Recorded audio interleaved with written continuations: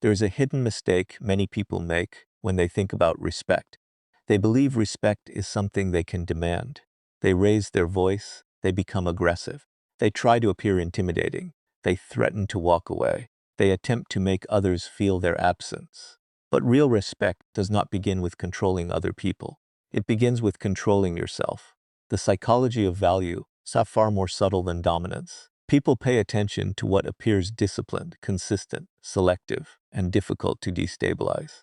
When you constantly seek approval, over-explain yourself, tolerate behavior that violates your standards, or react emotionally to every provocation, you unintentionally communicate something about your boundaries. But when you become calm without becoming passive, confident without becoming arrogant, and firm without becoming cruel, something changes.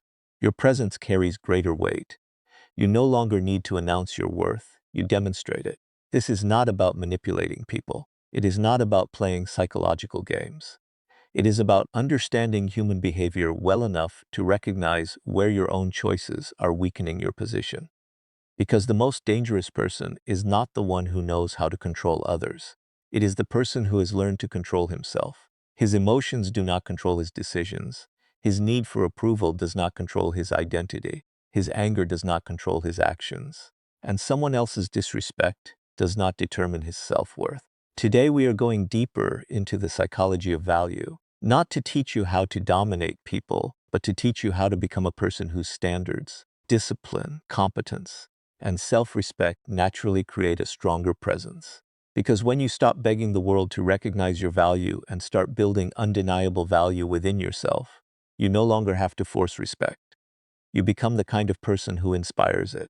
One of the deepest psychological truths about respect is that it begins long before another person ever gives it to you. It begins with the standards you establish for yourself. People observe how you treat your own time, your attention, your commitments, and your principles. They notice whether you stand firmly behind your decisions or abandon them the moment someone becomes disappointed. And although human behavior is complex and no psychological principle applies perfectly to everyone, your patterns inevitably communicate something about what you consider acceptable. Think about someone who constantly says yes when they want to say no. They answer every message immediately because they are afraid of being forgotten. They apologize even when they have done nothing wrong. They tolerate repeated disrespect because they fear losing a relationship. They explain themselves endlessly because they cannot tolerate being misunderstood. Such a person may be kind, but kindness without boundaries can become self-neglect. And self-neglect eventually teaches the wrong lesson, not only to others but to yourself. Every time you betray your own reasonable standards for approval, you reinforce the belief that someone else's comfort is more important than your integrity. This is why self-respect must become behavioral. It is not enough to tell yourself, I deserve respect. You must begin living as though your time matters, your attention matters, your promises matter, your values matter, your peace matters. This does not mean becoming selfish. It means understanding the difference between generosity and self-abandonment. A generous person gives because they choose to give. A person seeking approval gives because they are afraid not to. From the outside, the behavior may look identical. Psychologically, it is completely different. The first person remains free. The second becomes dependent, and dependence creates vulnerability. When your emotional stability depends on whether another person approves of you, you have surrendered part of your inner authority. Their praise becomes your reward. Their criticism becomes your punishment. Their silence becomes your anxiety. Their rejection becomes your crisis. But imagine developing a different internal structure. Someone dislikes your decision. You listen. You consider whether their criticism contains something useful. If it does, you learn. If it does not, you remain calm. You do not immediately defend your entire identity. You do not launch into an emotional explanation. You simply recognize that another person's opinion is information, not a command. That is self-respect. And this is where true value begins. Value is not created by pretending to be important. It is created through substance. Become competent. Become reliable. Become disciplined. Become emotionally intelligent. Keep your word. Improve your weaknesses. Learn to communicate clearly. Take responsibility when you make mistakes. And when someone crosses a meaningful boundary, respond with calm consistency rather than dramatic revenge. You do not need to threaten. You do not need to intimidate. You simply change your participation. That is the difference between punishment and consequence. Punishment says, I want you to suffer because you hurt me. A consequence says, because this behavior is incompatible with my standards, I will no longer participate in it.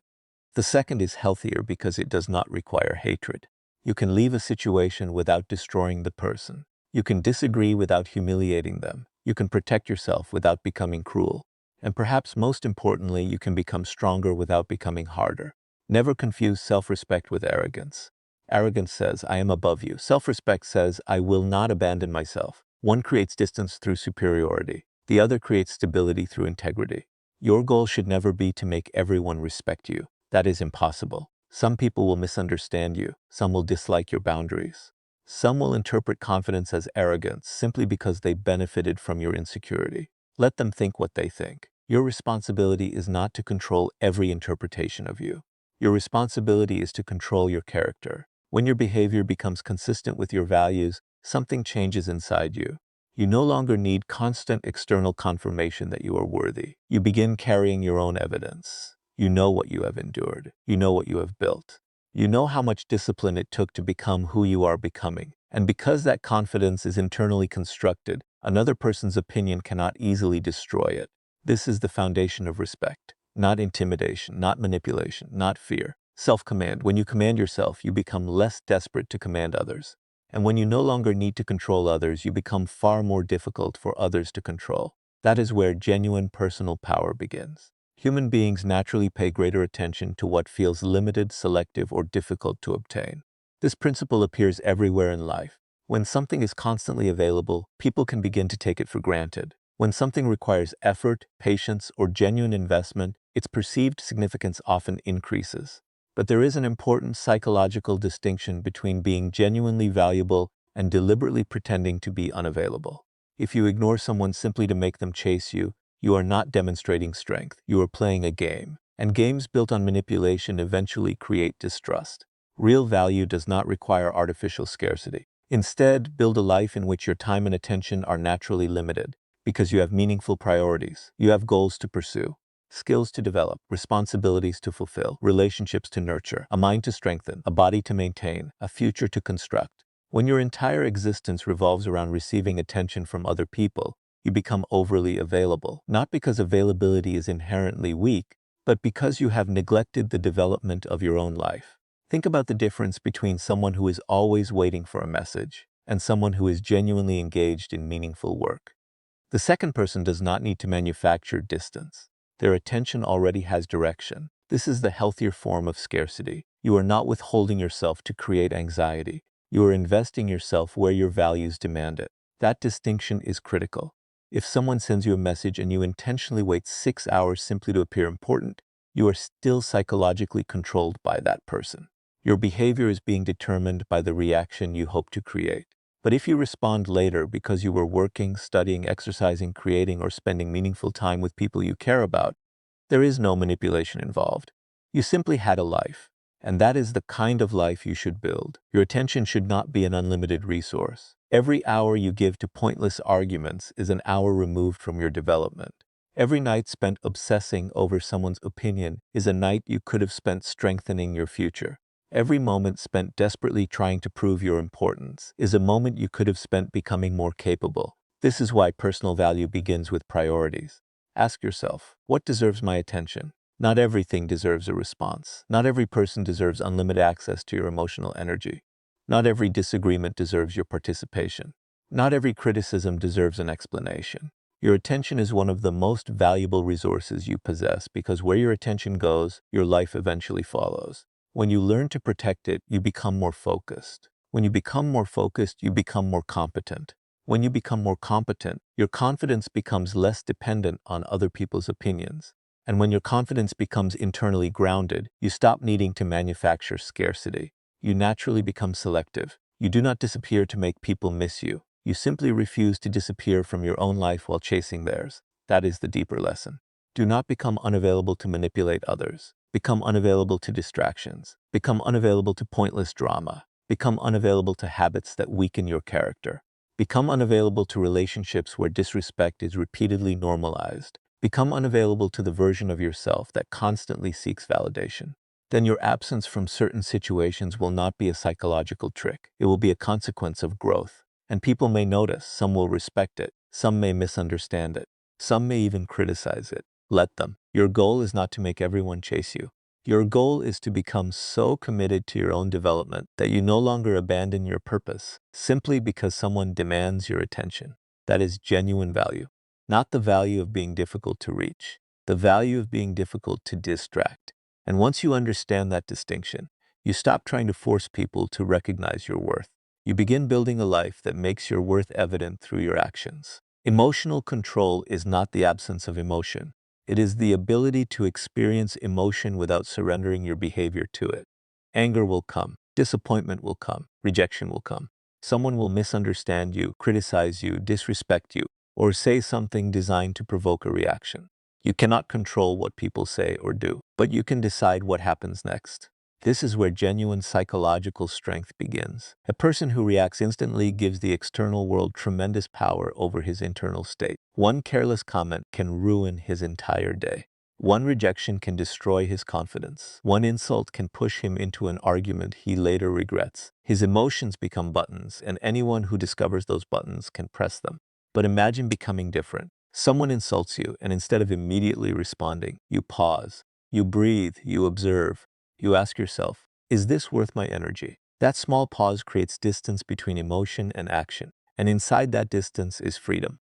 Emotional control does not mean pretending you are unaffected. You may feel anger strongly, you may feel hurt, you may feel disappointed. The difference is that you refuse to allow those emotions to make decisions on your behalf. Think about anger. Anger can tell you that a boundary has been crossed. It can reveal that something matters to you. But anger is information, not instructions. You can listen to anger without obeying it. This is especially important when dealing with disrespect. Many people believe strength requires an immediate response. They think they must have the perfect comeback, win the argument, or prove that nobody can challenge them. But why give another person that much control? If someone can insult you and instantly determine what you say, how you behave, and how you spend the next several hours, they have already influenced you. Your goal should be different. Become difficult to provoke, not because you are weak, because your attention is valuable. You do not need to attend every argument to prove your intelligence. You do not need to answer every accusation to prove your innocence. You do not need to defeat every critic to prove your worth. Sometimes the most powerful response is a calm sentence. Sometimes it is a boundary. Sometimes it is leaving the conversation. And sometimes it is recognizing that the situation deserves no response at all. But remember, emotional control is not emotional suppression. Suppression says, I am not allowed to feel this. Control says, I feel this, but I choose what I do with it. That distinction can transform your life. When you develop this ability, your relationships change, your decisions improve, your conflicts become less destructive.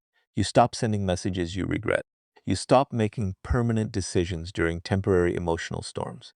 You become more difficult to manipulate because your reactions are no longer automatic. And perhaps most importantly, you begin respecting yourself more. Every time you choose discipline over impulse, you send yourself a message. I can trust myself. That is real confidence. Not the confidence of someone who believes nothing can hurt him, but the confidence of someone who knows that even when life hurts, he can respond with intelligence. So the next time someone pushes your buttons, do not immediately prove that they succeeded. Pause, observe, think, then choose. Because the strongest person in the room is not necessarily the loudest person. It may be the person who feels everything and still has the discipline to decide what deserves a reaction. A boundary is not a weapon. It is not a threat, punishment, or attempt to control another person's behavior. A boundary is a decision about what you will accept, what you will not accept, and what you will do when a situation crosses that line. Many people struggle with respect because they communicate boundaries verbally but do not enforce them through their actions. They say, don't speak to me that way, yet continue engaging in the same destructive pattern. They say, I won't tolerate this anymore, but repeatedly return to the same situation without changing anything. Eventually, their words lose weight because their behavior contradicts them. Respect begins with consistency. When your actions match your standards, people receive a clear psychological signal. Your words have consequences. You are not making empty declarations. You have decided what kind of treatment you will participate in. This does not mean becoming rigid or unforgiving. Mature boundaries leave room for communication, mistakes, growth, and understanding. Everyone makes mistakes. Everyone occasionally speaks poorly, reacts emotionally, or misunderstands another person. The purpose of a boundary is not to demand perfection. It is to protect what matters while allowing healthy relationships to exist. Imagine someone repeatedly interrupts you, insults you, or dismisses your time. You do not need to humiliate them. You do not need to threaten them. You can calmly say that you are willing to continue the conversation when it becomes respectful. If the behavior continues, you can end the conversation and step away. That is strength without aggression.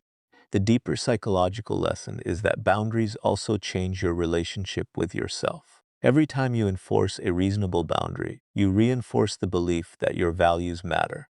You prove to yourself that you are capable of protecting your time, attention, dignity, and emotional energy. And this is where self-respect becomes more than a slogan. Self-respect is built through repeated decisions. You teach yourself that you do not have to remain where you are consistently degraded. You do not have to explain yourself endlessly to someone committed to misunderstanding you. You do not have to sacrifice your principles simply because someone becomes angry when you say no. The goal is not to make people afraid of crossing you. The goal is to become someone who does not betray himself simply to keep someone else comfortable.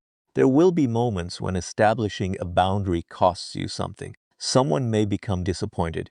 Someone may criticize you. Someone may accuse you of changing. But growth often requires accepting temporary discomfort. You cannot build a strong identity while constantly abandoning yourself to avoid conflict. So become clear. Know what you value. Know what you will tolerate. Know what you will walk away from. And most importantly, let your behavior consistently reflect those decisions. You do not need to announce every boundary. You do not need to threaten consequences. You simply live according to your standards. When your words and actions become aligned, your presence changes. You become calmer, more deliberate, less reactive, and increasingly difficult to manipulate through guilt, pressure, or approval. That is the real power of boundaries. They do not control other people. They teach you to control your own participation. And once you master that, you discover something profound. You cannot force another person to respect you, but you can refuse to participate in relationships where disrespect has become the standard. Respect is often misunderstood as something you obtain through appearance, intimidation, or demanding that others acknowledge your importance. But the strongest form of respect is rarely created through force. It is created through competence. People naturally pay attention to those who can handle responsibility, solve difficult problems, remain composed under pressure, and consistently produce meaningful results. You do not have to tell everyone that you are capable when your actions repeatedly demonstrate it. Think about the difference between confidence and performance. A person can spend hours talking about how disciplined they are, how intelligent they are, or how powerful they have become. But when pressure arrives, their behavior reveals the truth. Another person may say very little, but when problems appear, they remain calm, analyze the situation, and take responsibility. Over time, people notice the difference. This is why you should stop obsessing over appearing valuable and start becoming valuable. Learn a difficult skill, improve your communication, become reliable, keep your promises. Study when nobody is watching, practice when nobody is applauding. Finish what you begin. Develop the ability to remain useful when circumstances become uncomfortable. These qualities create something far more durable than intimidation: credibility. And credibility changes the way people perceive you. When people know that your words are supported by action, your presence carries greater weight. When they know you can be trusted with responsibility, they listen differently. When they know you remain composed during difficulty, they become less likely to dismiss you. But competence is not only about professional achievement. Emotional competence matters too. Can you receive criticism without immediately becoming defensive? Can you admit when you are wrong? Can you disagree without becoming disrespectful? Can you remain calm when someone attempts to provoke you? Can you walk away from an unnecessary argument without feeling that you have lost? These are forms of strength. A person who is highly skilled but emotionally unstable may impress people temporarily. But a person who combines competence with emotional discipline becomes much harder to ignore. This is why your goal should never be to convince everyone that you are powerful. Your goal should be to become capable enough that you no longer need to convince them. Let your preparation speak. Let your consistency speak. Let your results speak. Let your character speak. There will always be people who underestimate you. Do not waste your life trying to correct every misunderstanding. Use that energy to improve yourself. The person who spends all day proving his worth has less time available to build it. So become quieter about your ambitions and louder through your actions. Become the person who can be trusted when things become difficult. Become the person who does not need constant supervision. Become the person who can carry responsibility without complaining. Become the person who continues learning after success. Because real value is not created by demanding that people respect you. It is created by becoming someone whose discipline, character, and competence make respect the natural response. And when you reach that level, you discover something important. You were never supposed to force respect. You were supposed to build yourself into someone who no longer needs to chase it. Silence is often misunderstood. Some people think silence means weakness, avoidance, or fear. Others use it as a weapon, refusing to speak simply to punish someone. But there is another kind of silence, one rooted in emotional control, awareness, and deliberate action. This kind of silence is powerful because it creates space between what happens to you and how you respond. Imagine someone insults you in front of others. Your first instinct may be to defend yourself immediately. You want to explain what really happened. You want to prove that they are wrong. You want everyone in the room to understand your side. But pause. Why must you respond immediately? The moment you react emotionally, you surrender part of your control to the person who provoked you. They created a stimulus, and you gave them an automatic response. They pushed a psychological button, and you moved. Self-mastery begins when you interrupt that pattern. You breathe, you observe. You ask yourself, does this deserve my energy? Sometimes the answer is yes. Sometimes a calm response is necessary. But sometimes the most intelligent decision is to say nothing and continue moving forward. Silence gives you something that emotional reactions cannot: information. When you stop rushing to defend yourself, you begin observing people more carefully. You notice who repeatedly provokes you. You notice who exaggerates situations. You notice who respects boundaries and who only respects consequences. You notice who genuinely wants resolution and who simply wants attention. Observation turns emotion into understanding. But strategic silence does not mean becoming emotionally unavailable. You should still communicate when communication is necessary. You should address serious problems. You should apologize when you are wrong. You should defend yourself when genuine harm is occurring. The difference is intention. You are not remaining silent to manipulate someone. You are remaining silent because you refuse to let temporary emotion dictate permanent decisions.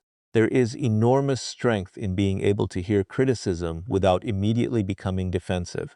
There is strength in allowing someone to misunderstand you without desperately trying to convince them otherwise. There is strength in walking away from an argument that has stopped being productive.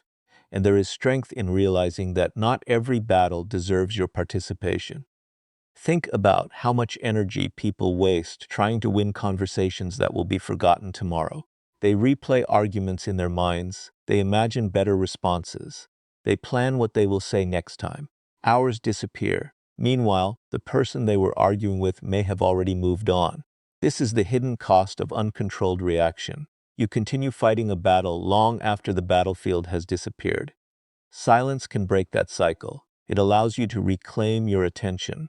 And attention is one of the most valuable resources you possess. Do not give it automatically to every person who demands it. Give it to your goals. Give it to your growth. Give it to people who genuinely matter. Give it to the work that will improve your future. When you become selective with your attention, you become selective with your life. And eventually, people notice. Not because you are trying to appear mysterious, not because you are playing games, but because you are no longer constantly available for meaningless conflict. Your calmness begins speaking for you. Your consistency begins speaking for you. Your work begins speaking for you. Your character begins speaking for you. That is the deeper lesson. You do not need to make everyone respect you. You need to become disciplined enough that disrespect does not automatically control your behavior. Let people reveal themselves. Let situations unfold. Listen carefully. Think deeply. Then respond deliberately, or don't respond at all. Because sometimes silence is not the absence of power. Sometimes silence is the evidence that you finally learned where your power belongs.